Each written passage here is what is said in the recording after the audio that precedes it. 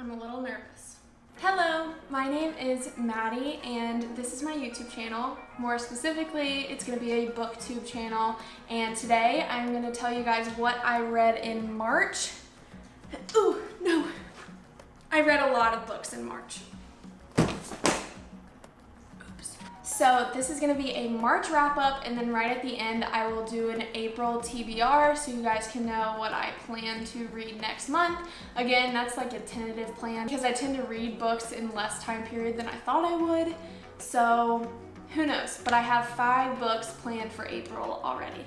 And I just want to put a disclaimer out there. Again, this is just a channel where I can document my thoughts about books. Again, these are my opinions. I hope I don't hurt anyone's feelings, and I hope that I make some people happy with my reviews. Let's just get straight into it. The first book that I read this March was actually a trilogy, but there's a 4th book coming out, so it's not even a trilogy anymore. Black Witch series by Laurie Forrest. And again, the 4th book comes out in September, so I'll be doing a full review on that series when September comes. But for now, I'll just give you a little bit of background behind the series. And I'm gonna be 100% honest. I'm pretty happy that I didn't buy this series in paperback because I wasn't the biggest fan of the first 3 books. I am interested to see where the 4th book takes it, but it wasn't my favorite reading the first 3, and I'll tell you why. This series really did get a lot of backlash from readers and reviewers because there are touchy topics in it like racism, sexism, and a lot of prejudice, and a few more things that are really brought up throughout the whole series and the message behind the book. But I don't think Laurie Forrest was promoting these things. I'm 100% sure she was trying to critique them and point out that, hey, like even a fantasy world can have these kind of problems because we're dealing with these issues in our own world. So if you are a reader who likes to escape this world, I wouldn't recommend this series to you because there are a lot of real world problems that come up even in this fantasy world. And like I said, I'm not gonna do a summary on this book at all. I'm not even gonna mention the characters' names because I wanna save everything for a review when the 4th book comes out. The only thing I will say is I really like the message behind this series when it comes to overcoming those prejudices that you've grown up with your whole life. Because our main protagonist, Ellerin, really grew up with all of these conservative thoughts, and basically the whole world was telling her that every race but her own was bad. And I loved the message behind the books because Ellerin's character development throughout them, she makes friends with these other races and she can change her mind. So even with all of these prejudices towards other races, Ellerin, the main character, really grows into her own beliefs and meets other people from these other races and gets to know them and realizes that they are just like her. So I really did like the message behind this series. I didn't really like the plot and I didn't really connect with any of the characters, so that's my only downfall with this series. That's why I rated this series 2.5 out of 5 stars, the whole series. Now on my Goodreads account, I think I rated the first book 2 stars, the second book 3 stars, and the third 2. I'm not quite sure. I'm not really sure if I would recommend this series to anyone because I just really didn't think that the plot was there. I didn't really understand. I just didn't get it.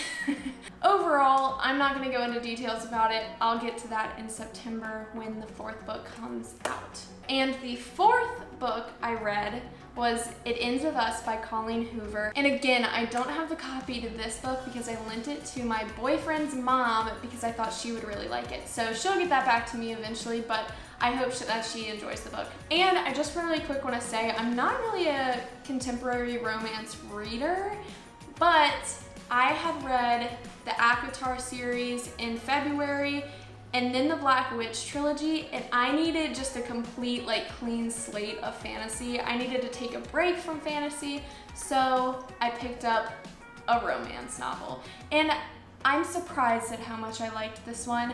I do want to right off the bat state that there are major trigger warnings in this book. There's domestic violence and sexual abuse talked about pretty much the whole book. So it was a little difficult to read about that stuff, but it was very eye-opening. So if you are someone who is sensitive to that material, I would just stay away from this book. But getting right into the summary, our main protagonist's name is Lily, and she is a small business owner in Boston, and she meets this guy named Ryle or Riley. Okay, now this was, pause. I thought his name was Ryle because it's R-Y-L-E, okay? And I was like, okay, Kyle, Ryle. And then I heard someone reviewing it and they said Riley, and now I'm just really confused. So Ryle, I'm gonna go with Ryle because that's the way that I read it throughout the whole book. So bear with me. So basically, Lily meets Ryle. Ryle is a neurosurgeon, I believe. I can't remember, I read this a few weeks ago. But they meet, they hit it off, and they start dating. And I just want to say, from the beginning of the book, you notice a few red flags when it comes to Ryle and Lily's relationship. So you know by the end of it, there's going to be some turmoil. But the best part in the book, to me, was when something would happen with Ryle and Lily. They would get in an argument or something would come up. Lily would always resort to her high school diaries. And in these diaries, she wrote to her first love named Atlas. So her first boyfriend. All of these diary entries that she has is full of her times with Atlas and how great they were and how cute they were. And you're constantly torn between which relationship you like more. Do you like Lily and Ryle, or do you like Lily and Atlas? And you're always being flashed back and forth between the two relationships, just like Lily in her head is constantly comparing herself in one relationship to the other. And I love the way Colleen Hoover really showed these two relationships in Lily's life, because then you got attached to Lily's life when she was young, and it was a fun relationship, it was loving, it was caring, and then you're thrown into this other relationship which is loving, fun, and caring, but also you see the major red flags in an abusive relationship, and you're kind of hoping and wishing that Lily finds the right path in her life. I loved this book. I thought that the ending was perfect. I was very happy that I picked this book up. I really do love the way Colleen Hoover also made this book a fast-paced book, because I don't like slow burns. And I guess since it was just a one book novel, like it wasn't a series or anything, it couldn't be slow paced. So it was right off the bat, like the first chapter was it drew you in. It really reeled you in and you wanted to read more about Lily and her relationship. So thank you, Colleen Hoover, for making this a quick and easy read. I gave this book a 4 out of 5 stars, which is honestly a pretty generous rating. But I think I rated it high at the time because I was looking for something different besides fantasy. So I was excited to read a contemporary romance novel.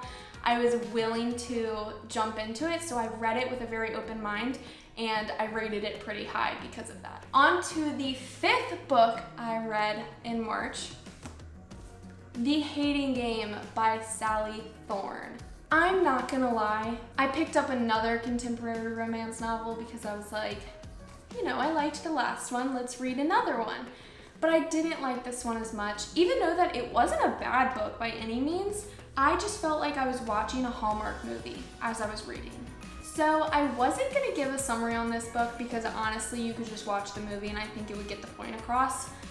But I'll give you guys a quick little summary, like the quickest summary I can possibly give. The main character, Lucy Hutton, and Josh Templeman? Yeah, Templeman, are co-workers and they hate each other. So it is a good enemies to lovers trope book. But I do want to say, I don't even categorize it as enemies to lovers because Josh Templeman, I keep thinking it's Templeton. Templeman really never hated Lucy Hutton from the beginning, and you can tell. Like the way he hates her is more like 3rd grade flirting, and you can tell that he's flirting with her, but Lucy Hutton in her head, the perspective that you're reading, thinks that he hates her, but he doesn't.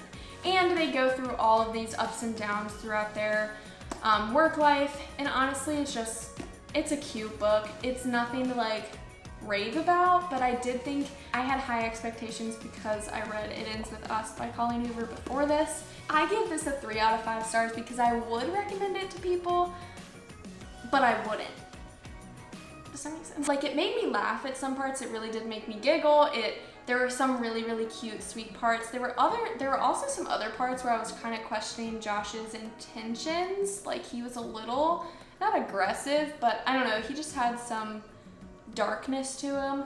And the one problem I had throughout this whole book is how often Sally Thorne mentions how short Lucy is. Like, every page is talking about how short the main character is. I think her nickname in this book is Shortcake. Yeah, Shortcake. Like, it just got too much. Every single page was mentioning how short she was. So I was not a fan of that. It got a little too repetitive. But overall, it wasn't a bad book.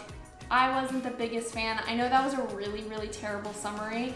If you imagine a Hallmark movie in your head, imagine two coworkers who hate each other. That's about it. The biggest disappointment this month for me was reading the Shadow and Bone trilogy. I know I'm gonna hurt some people's feelings saying this, but I did not enjoy this series for many reasons, and I'll get into those. I only have the first two books with me right now because I lent the first book to my mom so she could read it. The only reason I started this series was because the Netflix show is coming out. But anyway, the Shadow and Bone trilogy by Leigh Bardugo was honestly a disappointment. I was looking forward to reading it, but I did have low expectations going in anyway because I had heard a lot of people didn't like this series. Did I enjoy some parts? Absolutely. Did I keep reading? Absolutely.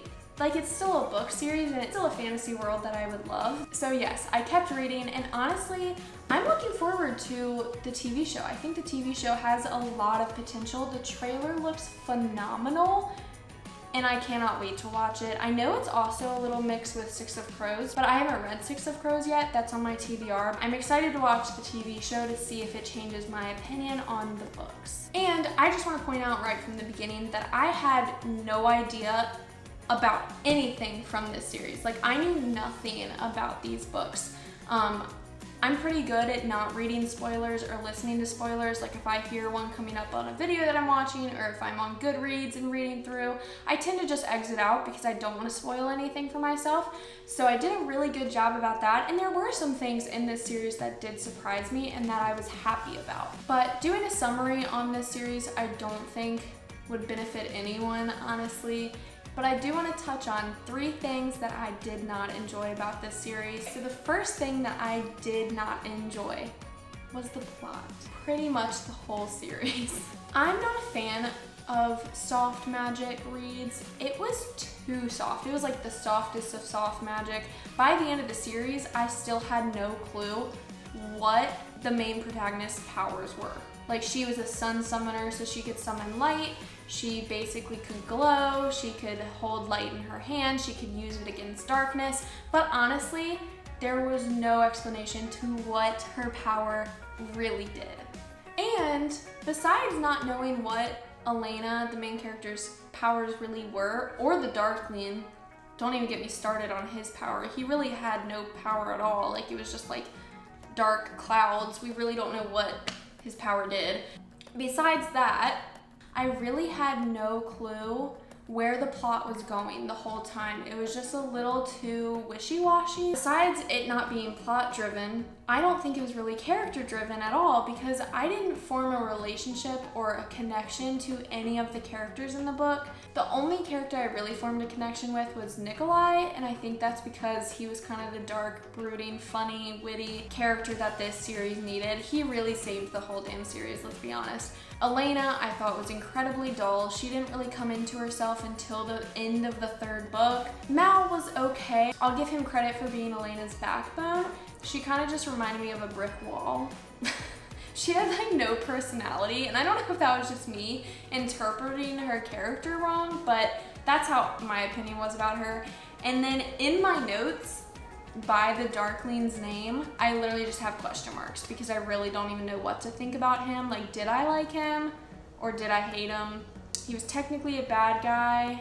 In some parts he really pissed me off, but I kind of liked him. I don't know what to think about the Darkling, so I'm gonna leave that there. I think Leigh Bardugo really tried to make it a found family kind of book, to where all of these different people came together to form a team and an alliance. but I didn't see it executed very well. The third and final thing I did not like about this book was that it was all tell, no show. Like, I swear for the first, like this chunk of each book, for the first like 3/4 of each book, it was just them walking through the woods. In the end, I gave all 3 books from this series 3 out of 5 stars. I did not think they were bad because I did like some parts. Like, I always liked the ending of the book. The last like 5 chapters of each book were pretty dang good because there was a lot of action going on. Besides the Grisha trilogy being a little bit of a disappointment, the next novel I picked up is probably one of my favorite novels I've ever read. It made me cry, it made me laugh, it made me really think about what I find important in my own life, and it is A Man Called Ove by Fredrik Backman. A quick, short summary about this book. The best way to put it is think about the movie Up with that grumpy old man who doesn't like anyone. Ove really hates everyone for his own reasons. He is stuck in his own routine. He likes things done a certain way, and when someone doesn't do it his way, he gets very upset, very angry, has a short temper. But you soon realize that Ove is struggling with something personal, and when he's trying to cope through it, he is constantly being interrupted by his neighbors. And that's all I'm gonna say for this novel, because I really do think if you're a human being, if you have a heart, you should read this book. Again, I cried, I laughed, I found some really valuable lessons through it. I even bookmarked some of my favorite parts.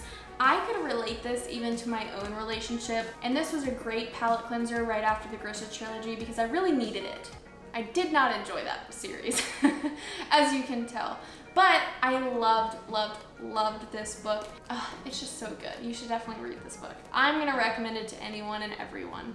And as you could guess, I rated this book 5 out of 5 stars. If you like the movie Up, you'll really like it. I love that movie. The movie Up is one of my favorites, and this really reminded me of it. So here's the thing. In March, I only had 8 books planned to read. The Black Witch trilogy, which is not a trilogy anymore. It Ends With Us by Colleen Hoover. The Hating Game by Sally Thorne. A Man Called Ove by Fredrik Backman. And the Grisha trilogy. But my mother, we have the same reading taste, and she has been dying for me to read the Throne of Glass series.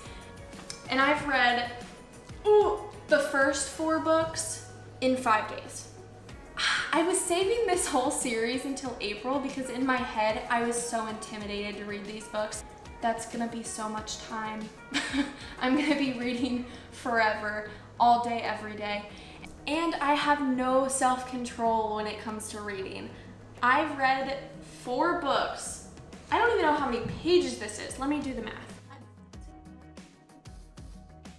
That's about 2,000 pages. It's not even April yet, and I know that I'm gonna finish this series in the next few days, which makes this the most books I've ever read in 1 month, and I don't regret it at all. Do I have time to read this many books in 1 month? No. Did I love it? Yes, I absolutely loved it. I am starting the 5th book tonight, and I cannot wait. And I will probably finish the series by this weekend. I will not be reviewing this series in this video because there are too many to review. But let's just say, overall and so far, I am in love. And I know this is gonna be one of my favorite series just because I love adventure, I love action, I like it when there's a lot of different things going on, and you get so many different point of views from this series that I just adore. The characters, the found family, everything about this series so far, I really like. Now I do have 3 more books left. I'm not sure if I'll read The Assassin's Blade, which is like the novella, but if I do, I think I'll enjoy it anyway. That is it for my March wrap up. I've read a total of 13 books so far, and it is March 25th, and I still have 3 books to read in the Throne of Glass series, which I know I'll finish by April 1st. So it's been a very busy month. Now I'm gonna go really quick into my April TBR. I won't give any summaries because I think I'm gonna do an April wrap up to go over what I read exactly, but here are the 5 books that I plan to read in April. The first book I plan to read in April is The 10,000 Doors of January by Alex Haro, and I am very excited for this book. I've heard great things, and this cover is so soft, and it has ribbed paging, and it does smell so good. But I'm excited to read this one. The second book I picked up to read in April is The House in the Cerulean Sea by TJ Klune, and I think these two books will be really good palate cleansers because I will have finished Throne of Glass and kind of need a break because 7 books is a really long series. So these two will be good palate cleansers. And then I picked up another series called Ever Less and Evermore by Sarah Holland. And this series looks so fun, quick and easy too. They're really short books and I think I'm gonna enjoy these. Again, summary will come in April when I do my April wrap up. And this is the book that I'm most excited for to read in April. The Midnight Library by Matt, I just keep stuttering. The Midnight Library by Matt Haig. Is it Haig or Haig? I'm so sorry, I'm butchering that. That is it for my April TBR for now. Again, with how many books I read in March, I think this is just gonna be a warm-up. Thank you very much for watching this video. This is my first YouTube video I'm ever filming, so I was a little nervous, but overall, please like, subscribe, leave a comment. I want to know other people's opinions. You can follow me on Instagram. I have a main Instagram called Madi Dix Fit and my book Instagram called Out of 5 Stars. The next video I have coming out will be a Booktube newbie tag, just to get to know me a little bit more because this first video was just random and y'all know nothing about me. So like how I got into reading and what I like reading and everything like that. So yeah, I will see my 0 subscribers next week. Can you help me put these away? Look, here, you take this pile.